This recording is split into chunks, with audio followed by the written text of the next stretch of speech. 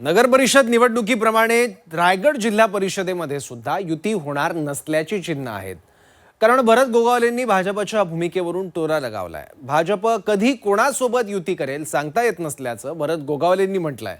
तर गोगावलेंना भाजपनेही प्रत्युत्तर दिलंय। बघूयात। रायगडमध्ये शिंदेंच्या शिवसेनेचा भाजपवर भरोसा नाही का? भाजपच्या भूमिकेवर भरत गोगावलेंकडून प्रश्नचिन्ह। भाजप संदर्भात गोगावलेंची रोखठोक भूमिका। रायगडमध्ये महायुतीत असलेल्या शिवसेना आणि राष्ट्रवादी मधला वाद लपून राहिलेला नाही। त्यात आता जिल्हा परिषद निवडणुकीत भाजप शिवसेनेमध्ये वादाची चिन्ह आहेत। कारण भरत गोगावलेंना भाजपवर भरोसाच राहिला नसल्याचं दिसतंय। भाजप कधी कोणासोबत युती करेल सांगता येत नाही असं विधान करत भरत गोगावलेंनी भाजपच्या भूमिकेवर टीकास्त्र डागलंय। भारतीय जनता पार्टीवाले कधी कोणाशी काय युती करतील हे आज सांगू शकत नाहीये। कारण वरून आदेश होते की शिवसेना आणि भारतीय जनता पार्टीने युती करावी, परंतु इथले जे त्यांचे नेते आहेत जिल्ह्यात काम करणारे त्यांना कदाचित आमच्या काही गोष्टी पसंत नसाव्यात आणि त्याच्यामुळं ते वरच्या लोकांचं ऐकतात का आम्हाला माहिती नाही। कारण ज्या वेळेला आमच्याकडे चर्चेला बसतात, चर्चा करतात आणि लगेच 2 दिवसामध्ये दुसऱ्याकडे चर्चा करून त्यांच्या युत्या होतात। भरत गोगावलेंच्या विधानाला संजय शिरसाट यांनी देखील दुजोरा दिलाय। राष्ट्रवादी भाजप कोणासोबत युती करतील हा त्यांचा प्रश्न आहे, मात्र गोगावले बोलले त्यात काही गैर नसल्याचं शिरसाट म्हणाले। रायगडमध्ये काय नेमकं राजकारण चालू आहे याबद्दलचं सर्व त्या भागातील नागरिकांना किंवा तिथलच्या नेत्यांना माहिती।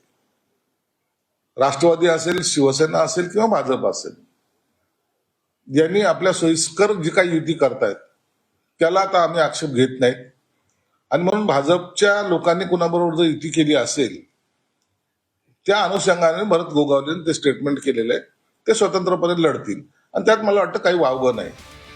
भरत गोगावलेंनी भाजपच्या भूमिकेवर प्रश्नचिन्ह निर्माण केल्यानंतर नवनाथ बन यांनी गोगावलेंना प्रत्युत्तर दिलंय।